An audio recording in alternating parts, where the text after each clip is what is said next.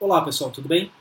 Vamos para a nossa segunda aula, continuando a falar sobre princípios, ok? Então, segunda aula de princípios.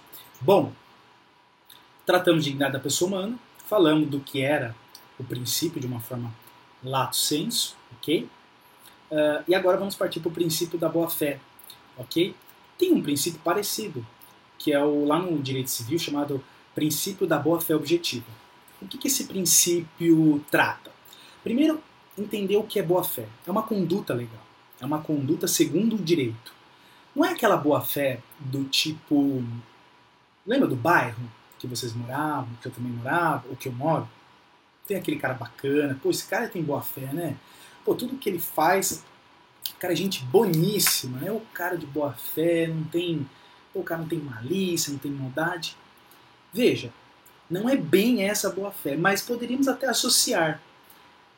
Pensa nesse cara legal, nesse cara gente boa, que não tem malícia, pensa ele agindo sempre de acordo com a lei. Sempre ele agindo numa conduta que a lei estabelece que assim deva ser.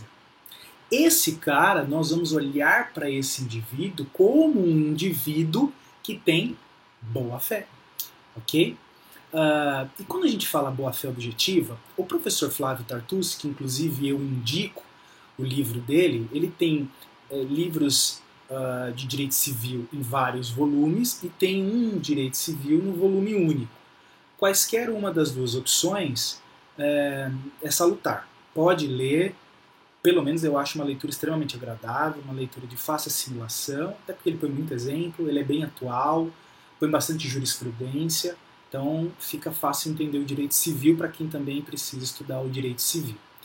E ele traz uma fórmula interessante para explicar o que é a boa-fé objetiva. Seria a junção da boa-fé subjetiva mais a probidade. Da onde eu extraio isso? Antigamente, no Código Civil de 1916, havia só a boa-fé subjetiva. O que é a boa-fé subjetiva? Aquela que está aqui dentro. Então é daqui para dentro. Ou seja, eu penso que eu vou fazer o correto. Eu penso que eu não vou lesar a outra parte. Eu penso que eu vou cumprir o contrato. Mas eu só penso. Na hora de fazer, não faço. Ou não ponho em prática aquilo que eu estava pensando. Então eu não posso depois dizer, não, mas eu pensei. Eu tive boa fé na hora que eu estava pensando. Não tem, hoje, relevância, só isso não tem relevância para o direito. Então eu preciso, além de pensar, executar. Então eu preciso agir com boa fé, preciso ter conduta de boa fé. Ok? Então o artigo 422 do Código Civil, ele fala assim, que as relações elas serão pautadas pela boa-fé e pela probidade. E ela não menciona, lá o artigo não menciona boa-fé objetiva, mas é o que o professor Tartucci fala. Juntar boa-fé desse artigo, que significa boa-fé subjetiva, eu penso em fazer o bem, fazer o correto, cumprir o contrato, por exemplo, e probidade quer dizer fazer mesmo, agir com aquilo que eu estou pensando que é correto, juntando esses dois elementos, o objetivo e o subjetivo, eu tenho a boa-fé objetiva. Ok? Perfeito. Isso se aplica ao direito do trabalho? Óbvio, natural. Todos nós esperamos que numa relação de trabalho haja o quê? Boa-fé. Exemplo, o empregado vai cumprir com o que ele se comprometeu. Isto é, se comprometeu a prestar o serviço para o empregador. E o empregador se comprometeu a pagar ao final dos 30 dias de trabalho a remuneração do empregado. Ok? Ambos agindo desta forma estão agindo com boa-fé. Aí alguns vão dizer, mas você ainda fala, não é sinalagma? Sim, é também. Que é quando eu sei que eu tenho que cumprir, quando a outra parte também sabe que ela tem que cumprir. Mas isso se desdobra a partir da boa-fé. Por quê? Ao cumprir o contrato, a fazer a minha parte, esperar que o outro faça dele, e o outro também faça a parte dele, e que nenhum de nós dois tenhamos aquele ânimo de prejudicar, de lesionar, de inadimplir o contrato, estou agindo com boa fé. Ou, por exemplo, o empregado finge que está trabalhando, mas não está, finge que fez o serviço, mas não fez, ok? Ou o empregador, por exemplo, diz que vai ao final, se ele cumprir tal coisa, o empregado ele vai pagar um percentual maior, mas não faz. Isso tudo é agir contra a boa-fé, porque era isso que se esperava que as pessoas fizessem, cumprissem com o que prometeu. não tivesse esse ânimo de emulação, de prejudicar a outra parte, ok? Então, releva-se a existência de dois aspectos. O negativo, que é não lesar ninguém, não querer lesar a outra parte, e o positivo, agir de maneira ativa na execução da obrigação prometida, respeitando tanto os direitos da outra parte quanto os direitos do terceiro. Direito do terceiro, sim, imagine que eu trabalho para uma empresa num supermercado como atendente. Então, uma vez que eu lese o consumidor, eu também estou lesando esse terceiro e por efeito indireto, lesando o meu empregador, porque ele depende daquele consumidor para ele continuar a sua atividade empresarial, ok? Bom, aí o outro princípio da não alegação da própria torpeza. Olha só, o que significa? Significa que a parte não pode alegar em seu benefício ato que ela tenha praticado com desonestidade ou tenha agido com indignidade, ok? Bom, este princípio ele deve ser adequado ao direito do trabalho da seguinte forma: a simulação de uma sociedade de fato pode ser reconhecida como, de fato, uma sociedade. Então, vou exemplificar. Vamos imaginar que duas pessoas se juntam para praticar uma atividade empresarial. Todavia, elas não vão até o cartório de registros públicos ou a junta comercial para oficializar essa empresa. Portanto, essa empresa, essa sociedade, ela juridicamente não existe, mas de fato sim, porque o próprio Código Civil reconhece essas sociedades, não uma sociedade registrada, mas sim uma sociedade de fato. Se uniram para uma atividade com fins lucrativos. Ok. E essas pessoas, elas decidem, por exemplo, contratar empregados. Tá? Então elas têm lá o nome. Vou pegar aqui um nome qualquer. JJ Sociedade de Alimentos. Só que isso é só um nome fantasia. E eles colocam, inclusive, na carteira de trabalho do empregado. Só que o direito de trabalho não está muito preocupado se essas pessoas de fato têm ou não empresa. Isso num primeiro momento, obviamente. Se de fato foram lá no cartório, o direito de trabalho importa. Está pagando os direitos trabalhistas de forma correta, como determina a lei, como determina possivelmente a convenção ou acordo coletivo? Estou. Ok, perfeito. Então, se você está errado no direito empresarial, resolva-se com o direito empresarial, mas com o direito de trabalho, mantenha-se corretamente. Ok. Mas essa empresa ou essa sociedade de fato não cumpre com as suas obrigações para com o trabalhador. E daí o trabalhador vai a juízo. Aí esses componentes, vamos pensar no João e no Pedro, ao receber as notificações da reclamação trabalhista, eles vão ao juiz e dizem: não, nós não somos sócios. Tanto nós não somos sócios que nós não registramos a sociedade nos órgãos competentes. Ou o tal do contrato de gaveta de sociedade. Mas nós não levamos a registro. Logo, nós não somos empresa, não somos uma sociedade, então desconheço. Veja, lá atrás, enquanto eles estavam indo bem, eles se anunciavam como empresa, embora não estivessem registrados. Mas agora que existe um problema contra eles, eles dizem que não são empresa, que nunca inclusive atuaram como uma empresa, uma sociedade, por uma razão de não estarem registrados nos órgãos competentes. A pergunta que o direito do trabalho faz é a seguinte: é razoável isso? Será que isso não é se aproveitar da própria torpeza? Sim, é se valer da própria torpeza para se esquivar de uma obrigação. Isso nós chamamos no direito civil de venire contra factum próprio. O que quer dizer isso? Que em determinado momento, para eu me esquivar de uma obrigação, eu alego algo da minha própria torpeza, algo que eu deixei de cumprir ou que eu simulei lá atrás e agora eu coloco aqui como excludente da minha obrigação. Não posso fazer isso, ok? De repente nem simulou. No meu exemplo, eles nem simularam, eles de fato eram uma sociedade de fato, né? Não registraram. por inúmeras questões, mas não registraram. Não estavam querendo prejudicar o trabalhador. Só que depois eles alegaram em juízo que eles não eram uma sociedade e logo não poderiam responder como tal. Mas vejam, vocês que não quiseram registrar lá atrás, o direito não impediu vocês de registrarem. Nenhum empregado participou desse não registro ou contribuiu para que vocês não registrassem a sociedade. Então não pode alegar agora só para se esquivar de uma obrigação, por exemplo, trabalhista. Ok?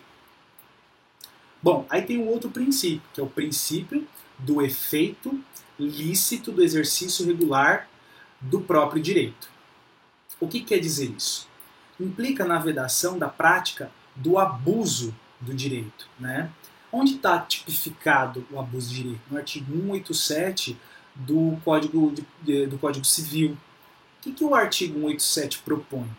Propõe assim: imagine que eu tenha um direito totalmente legítimo, totalmente reconhecido pelo próprio direito, pela norma jurídica. Ok. Vou dar aqui um exemplo.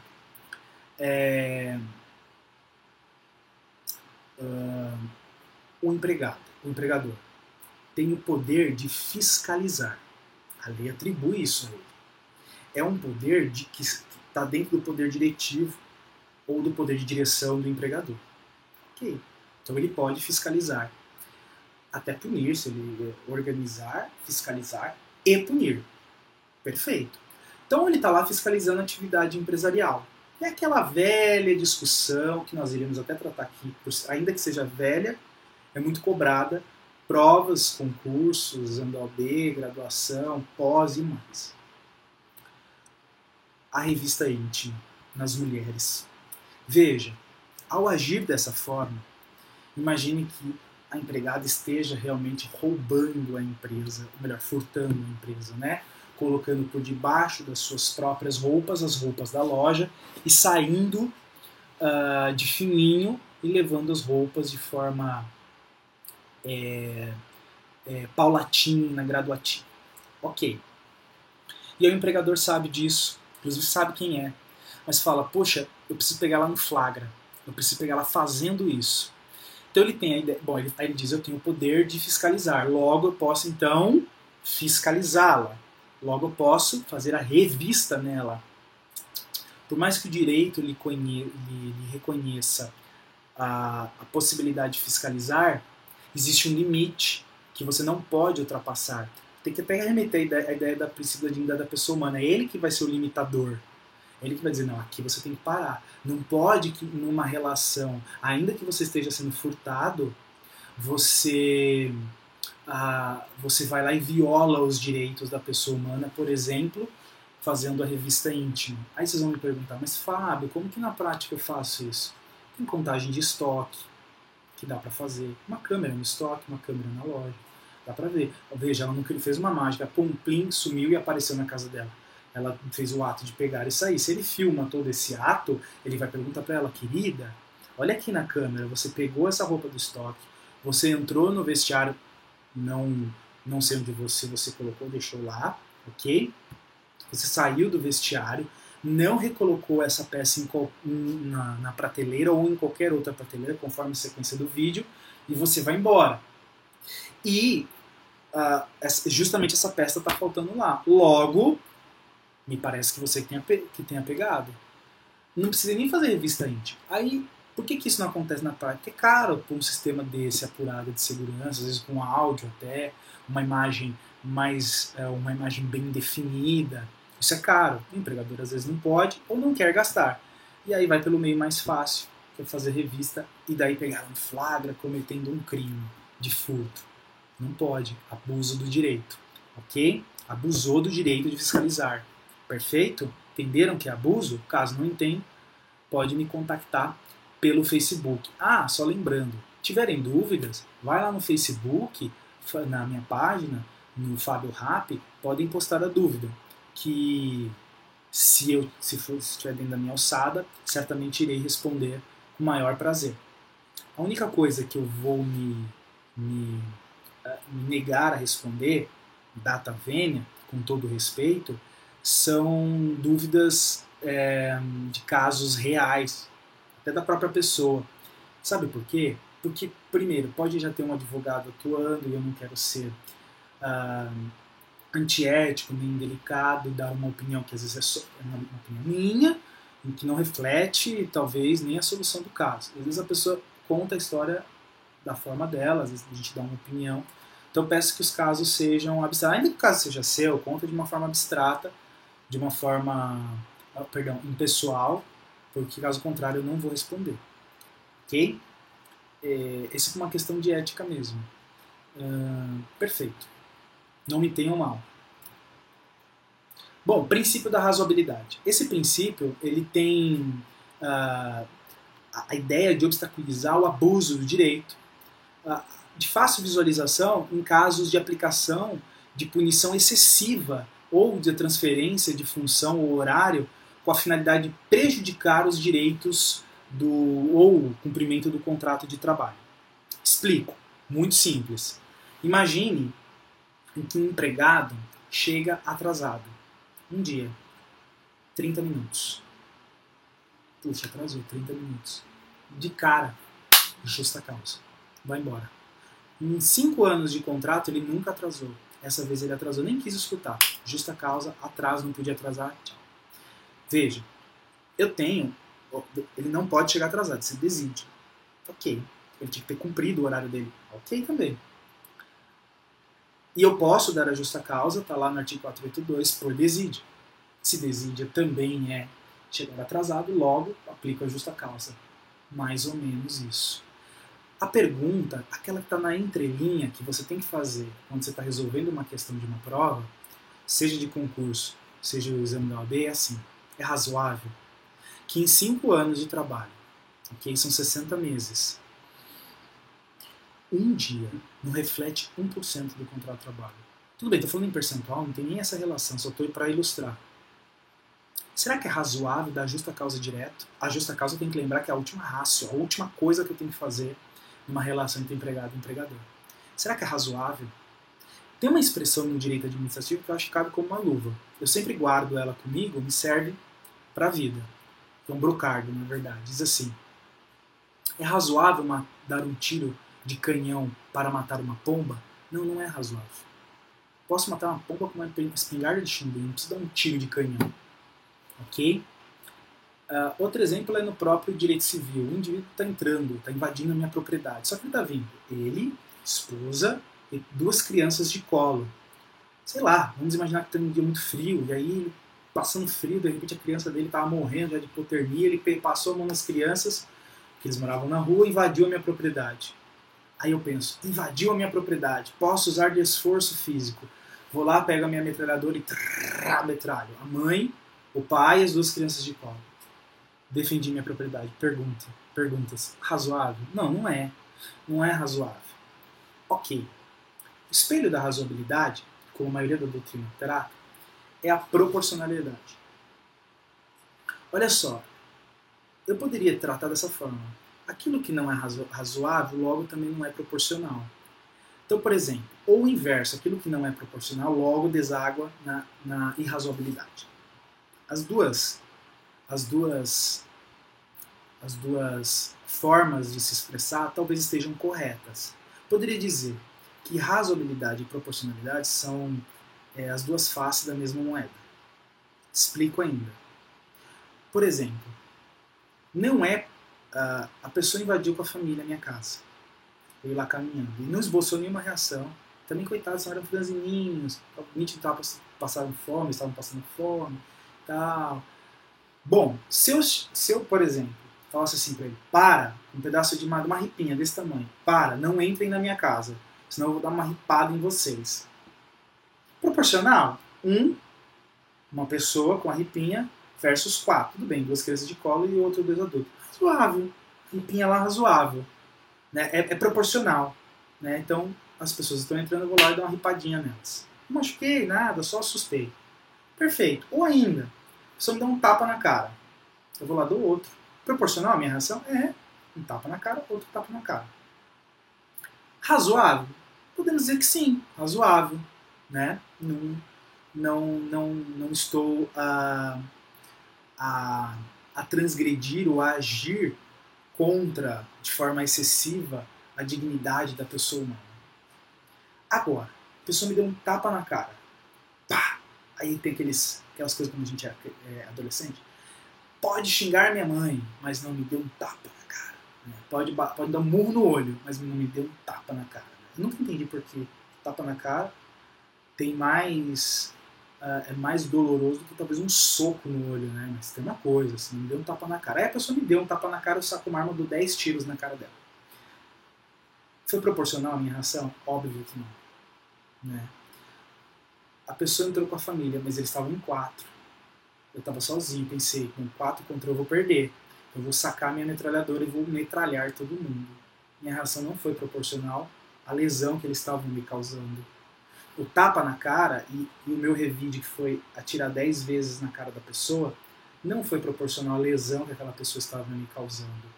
Ok? Ficou clara a ideia? Que ela é subjetiva, confesso. Tem que analisar cada caso um caso. Mas o princípio, por exemplo, da razoabilidade que cria um óbice ao abuso do direito, sendo de fácil visualização, por exemplo, nos casos de punição excessiva, de transferência de função de horário com a finalidade de prejudicar. Então eu vou transferir o empregado para outra localidade porque eu quero prejudicá-lo. Ok? Então tudo isso dá para encaixar o princípio da razoabilidade e da proporcionalidade. Ok?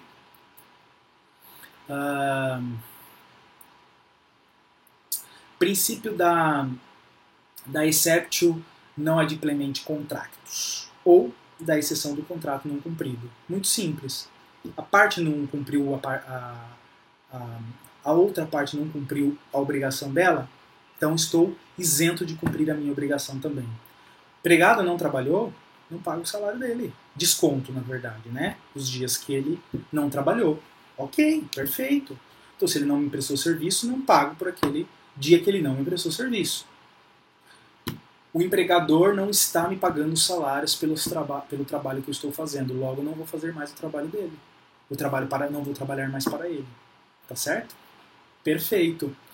É óbvio que na relação de trato sucessivo, isso às vezes até fica difícil de se observar, porque uma obrigação para ser cumprida depende da outra, e às vezes, para que o empregado deixe de trabalhar, ele tem que deixar de ter recebido um salário 30 dias depois que ele já trabalhou para trás, então ele já teve um prejuízo. Enfim, é complicado. Às vezes num contrato de uma obrigação instantânea é mais fácil.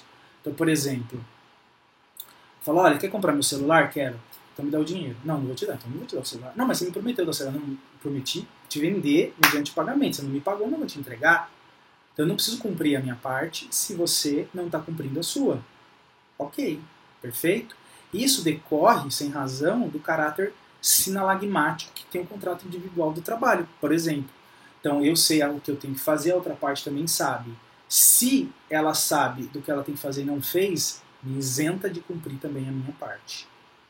Ok? Bom, princípio da autonomia da vontade. Aqui a gente tem que tomar um pouco de cuidado. Lá no direito civil, a autonomia, poderíamos dizer que ela é plena. Por quê? Porque parte da presunção que as partes estão num patamar de igualdade, o que aqui não é verdade. Aqui, no contexto social, eles estão em patamares diferentes. Só no judicial que eles se equiparam, por quê? Porque tem o poder judiciário representado pelo Estado, representado pelo juiz, que lá deixa as relações equiparadas. Mas, antes de chegar no judiciário, existe uma desproporção nessa relação, onde o empregador está acima e o empregado abaixo. Imagine esse gráfico aqui. Então essa liberdade contratuária não é plena, essa autonomia de vontade não é plena no direito do trabalho. Significa dizer o quê? O que é essa liberdade contratual? Possui vários significados. Nenhuma das partes pode impor à outra parte um conteúdo de contrato, elas têm que tratar de uma forma consensual, em que ambas se proponham a fazer aquilo que está no contrato, não seja imposto por uma das partes de forma unilateral. O contrato é resultante dessa livre manifestação das partes, elas têm que estar livres para pactuar o que elas entendem que é importante para aquela relação. E o conteúdo do contrato pode ser fixado tanto pela vontade das partes, excetuado aquelas disposições que são imperativas. Isso quer dizer o quê? São impostas pela lei. E aí aonde recai mais a questão do direito do trabalho. Explico. O direito do trabalho ele é composto por normas de caráter cogente, isto é, de ordem pública. E os direitos, portanto, no direito do trabalho, eles são indisponíveis. Eu não posso simplesmente dizer, não quero que assine minha carteira de trabalho, não quero receber o salário mínimo, posso receber menos, quero trabalhar 18 horas. Então algumas coisas que eu não posso, não há essa autonomia plena, essa liberdade contratual. Em razão dessas normas serem cogentes, serem normas de ordem pública, e aí nós vamos ver lá nos princípios protetivos, em razão do princípio da indisponibilidade dos direitos trabalhistas. Então, sim, tem um grau de liberdade, tem um grau de autonomia, mas não é aquele mesmo grau pleno, soberano lá no direito civil. Até lá também é mitigado, mas aqui mais ainda, em razão dessa fragilidade que já há entre empregado e empregador. Ok? Bom, aí tem o princípio da tipificação legal de ilícitos e penas. É o caso da justa causa, por exemplo, da suspensão do contrato de trabalho. Ok? Por que eu falo isso? A justa causa, pegar ela como exemplo e a gente mata os princípios. A justa causa, as possibilidades de justa causa, que estão lá no 482 e no 483, trata-se da dispensa indireta, elas são um rol taxativo. Trata-se de um rol taxativo. É aquilo que está lá. Eu não preciso necessariamente, quando alegar uma justa causa, tipificar assim, de forma ipsiliteris, ou grudar certinho. Mas eu tenho que narrar um fato que está me motivando a aplicar a justa causa que se encaixe perfeitamente em uma daquelas possibilidades. Isto é, ou melhor dizendo, eu não posso criar uma modalidade nova de justa causa que a lei não tenha estabelecido. Ok? Isso que é a tipificação legal dos ilícitos e penas. E nem a pena. As penalidades que existem na CLT, por exemplo, eu não posso criar uma penalidade nova. Tem que aplicar aquela que está na lei. Ok? Porque isso se interpreta de forma bem restritiva. Na medida que, como isso traz restrições de direitos, ou até mesmo um combate, fulminar um direito, né, por exemplo, o direito de continuar no contrato de trabalho, porque se vai aplicar a justa causa vai deixar de pagar algumas verbas em razão de ser justa causa, deve-se analisar de forma restrita e deixar isso a cargo do legislador. Não deixar as partes criarem, ainda que por norma coletiva, isso. Por quê? Porque pode. Veja, eu digo isso porque podemos até evoluir no futuro, mas hoje nós entendemos que isso pode abrir um precedente sem fim, estabelecer inúmeras justas causas, ou inclusive pior, desautorizar outras justas causas. Tá? Então a ideia é respeitar essa tipificação legal exaustiva ou de forma taxativa na lei. Ok? Bom, e se houver conflitos de princípios, como que eu trato isso? Muito simples. Ou não é nem tão simples assim, fala a verdade. Mas só para não causar dor de barriga em ninguém. Se eu tenho um choque de dois princípios, por exemplo, o princípio da razoabilidade ou da proporcionalidade e o princípio da dignidade da pessoa humana, os dois se chocam. Um está alegando proporcionalidade e razoabilidade, a outra parte alegando o princípio da dignidade da pessoa humana. Qual deve prevalecer? Nenhum. Por hora não. Calma.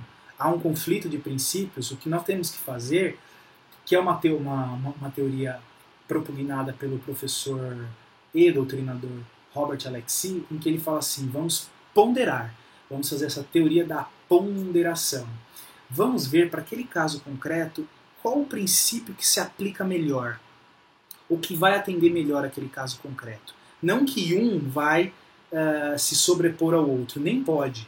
Porque esses princípios eles têm a mesma força, eles são equiparados. Então não pode um sobrepor o outro. O que ele quer dizer é, vamos ponderar, vamos ver qual é melhor nessa circunstância ser aplicado. Pode ser tanto a dignidade da pessoa humana, como pode ser a razoabilidade. Pode ser até a razoabilidade, se aplicar, não, vamos aplicar a razoabilidade. E a razoabilidade é o que vai, no caso, por exemplo, se for o réu que suscitou, de repente a tese dele de razoabilidade vai imperar naquele caso concreto e não a teoria da dignidade da pessoa humana pelo princípio, como a parte autora tem alegado. Você fala, nossa, mas um princípio... Não, só ponderou, só fez passou pela peneira e o que saiu por baixo ali foi um dos princípios. Logo que os dois estão em conflito. Então a gente tem que lembrar o seguinte, para eu aplicar a teoria da ponderação, lá atrás eu tenho que lembrar do quê? Que havia conflito. Se não tem conflito, não tem por que eu ponderar e um ser aplicado em detrimento do outro. Não, aí não, aplica os dois. Se der para aplicar os dois princípios, 3, 4, 5, 10 princípios, aplique todos eles. E se não der, se eles se chocarem, se eles entrarem em conflito, faça a ponderação. Não existe um princípio melhor que o outro. Pode ser melhor para aquele caso em concreto. Ok?